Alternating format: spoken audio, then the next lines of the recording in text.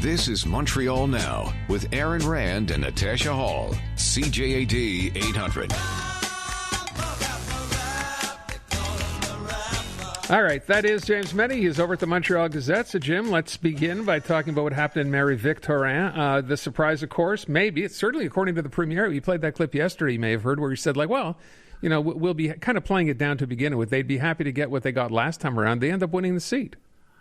Well, yeah, I mean, listen, this is you know, kind of, except for the CAQ and for the Conservative Party of Quebec, this was a terrible night for all involved, and it kind of showed in their rather bizarre explanations for what happened in Marie-Victorin. The first thing that struck me was, here's Gabriel Nadeau-Dubois of Quebec Solidaire saying, well, you know, unlike in a general election, they didn't have polling stations in universities. And I'm thinking, well, yeah, but I mean, you know, if you live in the riding, you can vote. You know, it's not like you don't have to come out. And then, of course, there's Paul Saint-Pierre Plamondon, the Parti Québécois, who's just, I don't know if you actually saw that, guys. That was, like, weird. You said, well, that's excellent news. We're in an excellent position now. We're showing that we are in a position to beat the CAQ in the general election. And I haven't heard that much misplaced enthusiasm since George Armstrong Custer looked up over across the Sioux Nation in the Little Bighorn and said, boys, we got him. True story. Yeah. So, yeah, there's that. And then, of course, there's Dominique Anglade, who is saying basically, well, I guess a lot of the Liberals stay home.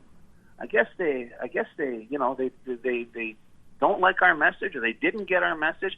I suspect they did get the message, and I suspect they don't like the message. And I suspect right now, if I've already sort of placed the tag on the toe of the Parti Québécois, I'm getting a political body bag ready for the Liberals, because this does not bode well. Nobody was expecting them to win, but they are not even going to get their deposit back. They pulled less than 10%. This is nuts. This has got to be, and I've seen the word humiliating, which is true enough. I find it astounding that a party which, you know, we all grew up knowing there were certain ridings that are going to go PQ and certain others that are going to go Liberal. And now, since 2018, that's kind of been up in the air, but you always expected, well, the Liberals aren't going to win, but they could come in third place. Man, they came in fifth. And there's something very, very wrong here. There's something very, very troublingly wrong with the Quebec Liberals, and I think it's got more to do, especially when the election's coming up in October, it's got a little more to do than just, oh, well, you know, the message isn't getting out. The message is mixed. And I don't know if you guys heard that quote from Gabriel Nadeau-Dubois, I think it was a couple of weeks ago, when that last poll came out and it showed the Quebec Conservatives were apparently tied with the Quebec Liberals. And he basically said, well, you know, they're in the middle of an identity crisis, but you can have all kinds of new trends to follow and all kinds of new directions to go in, but that doesn't count as much as having convictions. And I actually winced when I read that quote, because I got to tell you, it's true. You got to be about something. And the PQ is paying the price. The PQ, when it first, and remember, for Monsieur Plamondon, Marie-Victorin used to be, it's formed of two South Shore ridings, one of which I actually grew up in. But the other one is Taillon, which longtime listeners will know was once occupied by a PQ MNA by the name of René Lévesque. Right. So we're talking about a place that has deep roots. But we're also talking that this is a party that came to life as a social democratic movement. Yes, it was dedicated to sovereignty, but it sounded a lot more like Quebec Solidaire back in the day than perhaps even Quebec Solidaire sounds now. But within the space of a few decades, what did we see? Well, we saw a union-busting billionaire be elected head of the PQ because people figured that everyone's favorite madcap heiress, Pierre-Carl Pelletot, would lead them to victory in the polls. Well, we all know how that turned out. So now we have the fruits, or the fallout, perhaps more accurately, of trying to reinvent yourselves into something that you never were and were never perceived to be. Same thing's happening with the Liberals. This is the party of the economy. This is the party of pragmatism.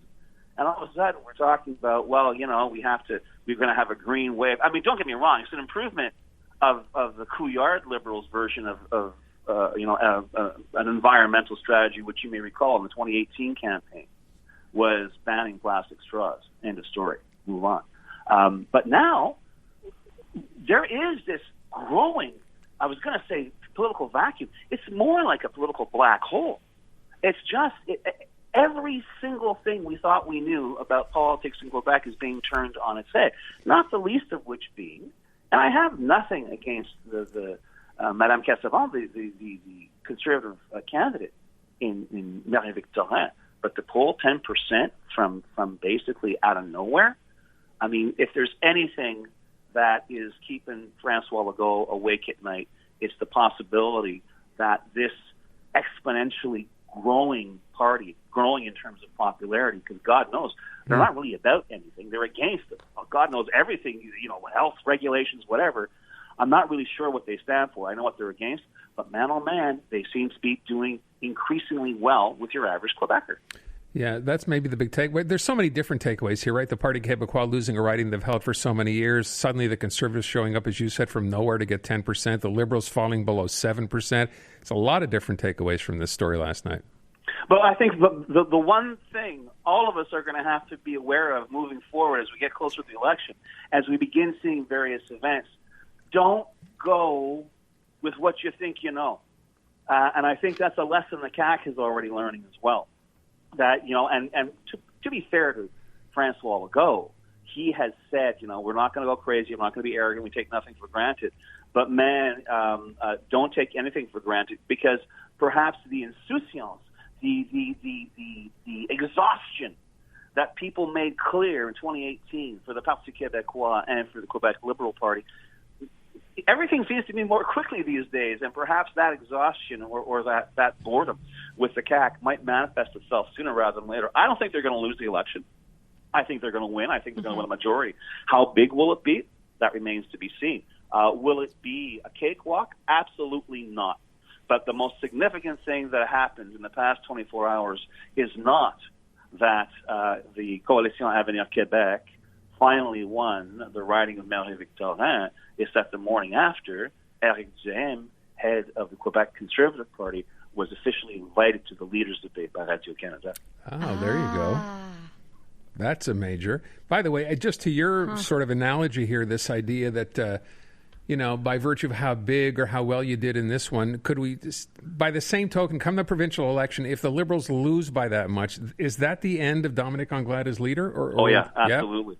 Absolutely. I mean, honestly, I hate to say this, if this had happened 6 months ago, if this result had occurred 6 months ago, I think they might already be a move afoot to get a new leader. I think it's simply too late to change the pilot and the plane. And I've got nothing against Madame Anglade, but she's basically admitted it today. She's not connecting. No, it's not. And let's face it, we can talk about our system and it's 125 little elections and you don't vote for the leader.